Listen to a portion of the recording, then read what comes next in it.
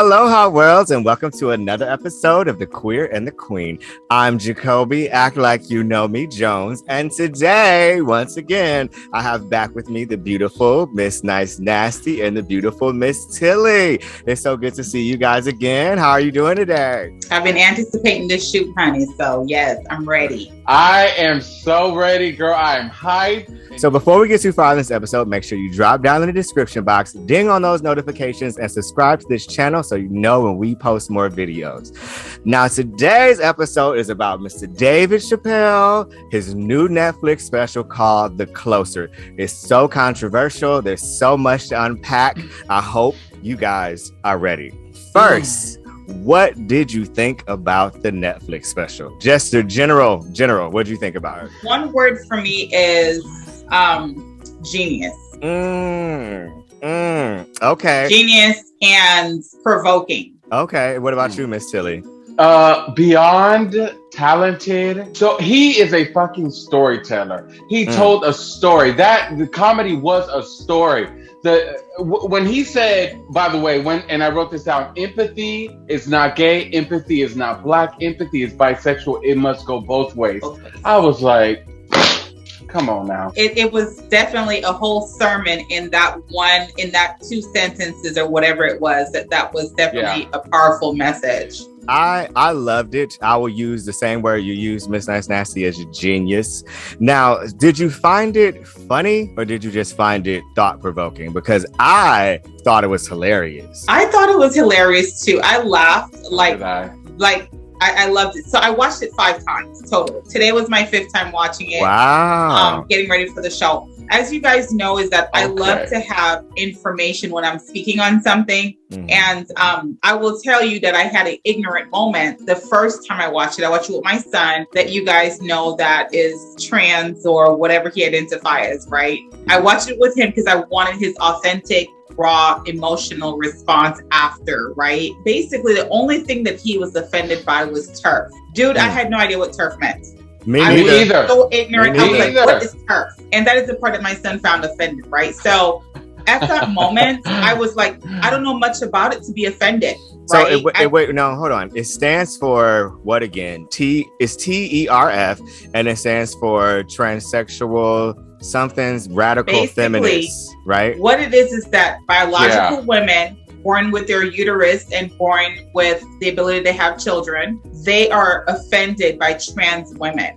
Basically, they don't support trans women. So basically, for me, right, I laughed. I thought it was funny, but because I'm ignorant to TERF, I didn't know what it meant and I couldn't see that it was offensive. So I put myself when my son told me what it meant, right? But for me, I'm not offended as a woman with a uterus and the ability to birth a child. I will tell you what, though, I felt a little bit of shade, Dave Chappelle, when he said every woman in here has birth or women have birth children through their legs and through their vagina. All my children came through my belly, honey. The doctor had to cut it out because the head was too big or my pelvic was too small. Okay. So, the funny thing about that, I call it a cutout. I was cut out. Same. Too.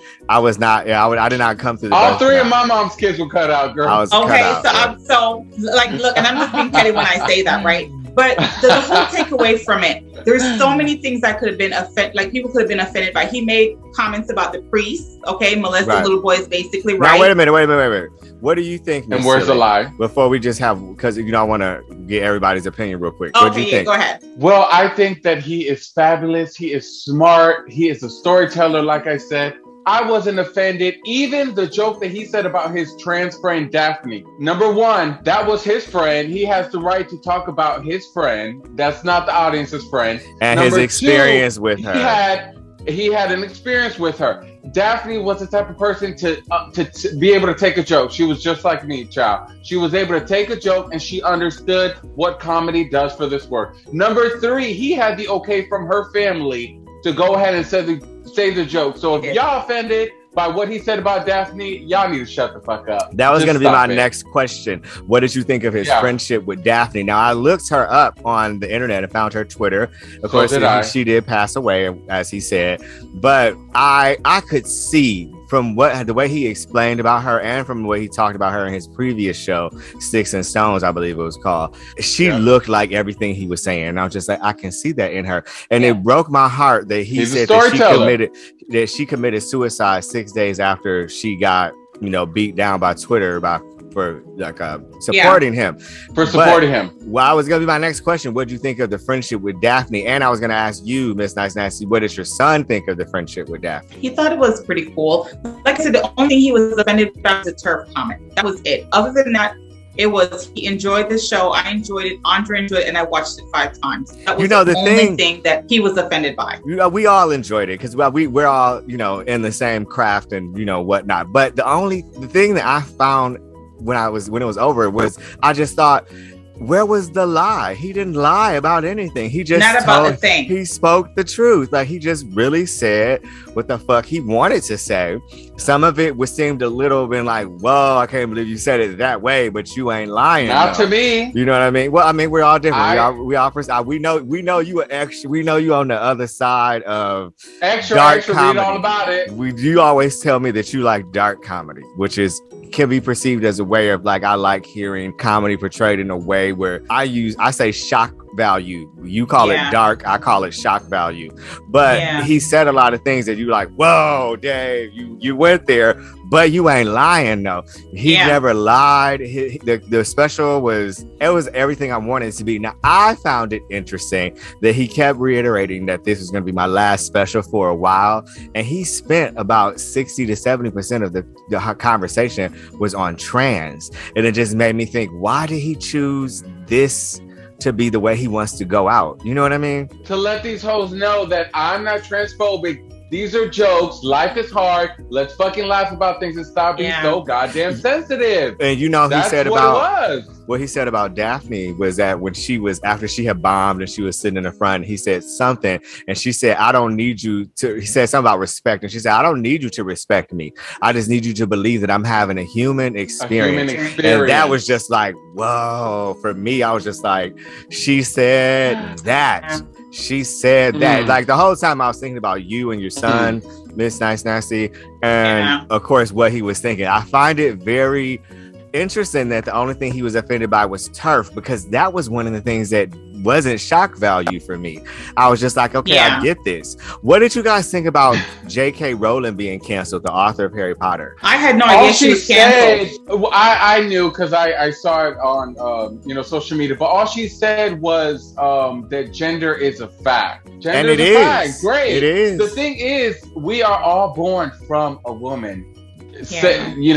A biological woman with a pussy that can have babies. That is what it is. Trans women are trans women. Biological women are the ones that, not all biological women can have babies. Oh Lord, they're gonna cut my head off.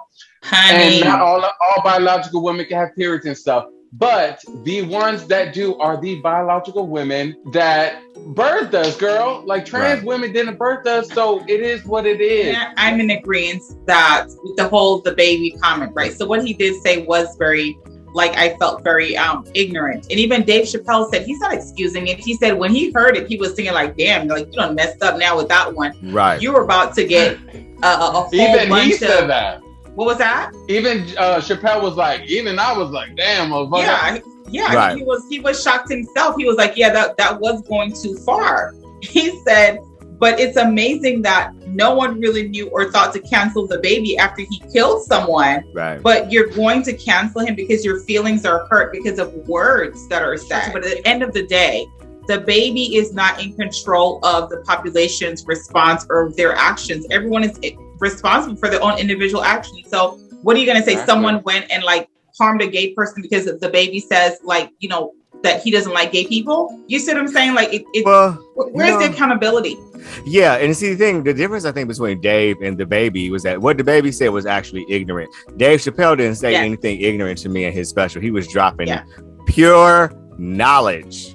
Yeah. Pure knowledge. Pure just look, y'all, some shit you just need to let go and shut the fuck up about. Now, it is so interesting to me that, like he said, you can kill a nigga in a Walmart and it doesn't hurt your career, but you hurt a gay person's feelings and you're out the window. Don't do that. Right. Don't do that, girl. So true. Yeah. Do you think that what the gay community is doing through all this trying to cancel people, they're setting boundaries of what they will and will not tolerate. Because this is the thing, our dollar value is strong. Just like we brought up the whole situation about people not riding the bus and Martin Luther King, and this was like his disagreement with the Me Too movement was like, I don't like how you're going about it. Martin Luther King was just like, you know, our dollar is strong. We're not gonna ride the bus. The civil rights movement. Get off the bus and walk. And what Dave said about the Me Too movement was so like, it was like an aha moment, because I didn't think of it that way, where he was just like, they should have fired all their male agents and fired all their male this and wouldn't hire a woman and said, if you want to fuck with me, you have to deal with her. But they take their power back. And I was just like, he is so right. That's what they should have did. But the women didn't do that because they were afraid of that masculine power. Just be like, okay, fuck you, bitch. I'll find some other woman to do what you do. And then there would be, instead of the women standing together. So what did you think about that part? I really believe that he was spot on it. It was definitely spot on. And it makes me think too that sometimes women are scared to put other women in positions of power for whatever the reason may be, right? Is this that I just believe that women don't support women enough in general. You know what I thought? What was that? I said, when you said put other women in power, I thought they were afraid to stick together. I'm gonna stop yelling. I thought they were afraid to stick together. You know what I mean? Like, that's because what he said, it requires the whole team. Just like with the civil rights movement, it would require everybody getting on board and being like, okay, you know what, we're not riding that bus. It will require it would require another woman to be like, I'm not taking that role. You know what I mean? And women aren't together like that. That's, I think, the core. As much as we could say that women are that we're in corporate America now, we're owning things, you know, we are making our own way and things like that. I think women are still far behind in some aspects because a woman is quick to tear another woman down. We see it all the time. You know, so I understand what Dave Chappelle is saying, but women still have that tinge, I think, of jealousy inside of them, that they don't want another woman to be successful in some aspects. And to say, I'm going to put this woman to be an agent, and then for that woman to feel bold and confident enough to go against men in the industry is like Goliath, basically, they're trying to defeat. You know what I mean? So it is multifaceted in my eyes. not What did you guys think about because when he literally took the thoughts out of my head when he spoke about the part where I'm not transphobic, I'm just jealous. The Black community is jealous of the gay community because we've been trying to figure out how to get our movement going for hundreds of years, and y'all done got this shit figured out in a couple decades where y'all getting momentum and respect and laws passed. And I honestly was thinking it while he was talking about it. Like before he was saying it, I was thinking the real only issue is that their movement is moving much faster than the Black movement. You know what I mean? And the only reason that is because the racial divide in our country, they're gay people or LGBTQ people come in all different races and creeds. So that rally of individuals, regardless of what you look like, we're able to come together. Yeah. But when it comes to women's rights and African American rights, it's just like, or issues, it's hard for us to move forward versus the gay community to move forward because it's not enough of us together. You get what I'm saying? And the media wants to separate, child. But do you get what I'm saying? And for women too, the media separates women, which is why it's hard to come together. Right. It's always like two girls being pinned against each other, a light-skinned guy, a black, darker guy being pinned against each other. But it's never like a gay guy and another gay guy. I don't really see that, to be honest. Exactly. So the media is a big part of it. LGBTQA+, they do stick together and they have been balanced because they have applied pressure and kept that pressure there. Whereas with the Black community, when do you see that we apply pressure? When a man is shot dead that they believe is unjustified, they picket, they riot, or not riot, but we're classified as rioting because we're speaking up for injustice, but it's only short term. It's not like a constant pressure that LGBTQ people, I feel like they keep on pushing. I've reached the ceiling and I'm breaking through the ceiling. And after I break through the ceiling, I'm going to get to the clouds. And after I get to the clouds, this is what I'm going to, like, I believe that they keep on, they keep on fighting for their position in society. Whereas I think Black people, you know what I mean? They only get together for the short moment because they're reactive because of their emotions for that moment. That's just my opinion on that. Why I feel that in some cases we are not progressing because it's only a short-term emotional response to a tragic situation. That's just my point on that. Right. So I think nothing gay, like I think anything that happens, we have a short-term moment, but it doesn't keep momentum, and we don't stay rallied together. You know what I'm saying? Yeah. You know what I mean? Yeah. What I thought was very interesting too, and I'm glad he said it, is that it asks, can a gay person be racist, right? Yeah. And what did you feel about that? I said yes, they can. Absolutely. Yes. I mean, I'm racist in ways. You know, there's a difference between being prejudiced and racist. And I've had conscious moments, because I call some racism unconscious racism. And I've had conscious moments where I had to catch myself and be like, Jacoby, that was racist. Like, oh my God, don't think like that. Don't do that. Don't say that. That was racist. And I'm going to be honest. I'm human. I mean, I've had, this is the world that we live in. I was going to say that Dave Chappelle, one thing that I will say is that I don't believe that LGBTQA plus is a minority as much as they were back in the day, that you said they were minorities. I believe that they're the forefront of a lot of things in our community at this time. So to kind of say that they're minorities, but I do know gay people that like to play that victim role, to say, well, I'm a minority. Like, I didn't get the job because I'm presenting as this on the outside, and they could tell that I'm trans, or they could tell that I'm, this or which that. Which can be true. What was that? It can be true. It can be true for some, definitely. Sometimes. I do get that, but I also go to a lot of places that I live in Washington, okay? So maybe it's because I live in Washington, but I see a lot of trans people working in the community. When I say trans, are trans that I could obviously tell that they're trans. Okay, let's keep it real. Some people you could tell that, okay, this is a trans person. Some people, they pass and I'm like, oh my God, that kind of thing. So yes, we could say that they're minorities, but I believe they're more vulnerable to be discriminated against because of them being LGBTQA plus. Do you see what I'm saying? Yeah. So I definitely don't want to say that oh my goodness, they're minorities, because that's like, I believe that Blacks are still minorities. People of color is still minorities, more so than LGBTQA people. I totally agree. Hear you. I don't know if I agree, because I don't really think that there's more of a less than a minority. Well, I'm not more of a minority than an Asian person is, or than Haitian, or than the LGBTQ. I don't actually see it that way, but I hear you though. Question and last question before we get out of here. What was the worst part about it to you? And you can't say nothing. Say nothing. So I and it wasn't the worst part. It was just that as a mental health professional, it made me feel very sad and heartbroken for Daphne, because I believe that is what was probably the straw that broke the camel's back for her to commit suicide. That's what I believe, because they really did drag her, and it's terrible when it's your own kind as well. And you're talking about don't punch down on us, but you're punching down on your own community, your own person. I think we all agree with you. That was the saddest saying part, don't right? But I love, let me quote this real quick. I love that Daphne said Dave Chappelle does not punch up. He does not punch down. He punches lines, and he is a master at his craft. And I was just like, yes, Daphne, yes. Okay. Yeah. Hello. Yeah. The LGBTQ community, just like the Black community, they could be very vicious towards each other. You know what I mean? Yeah. So the community has some.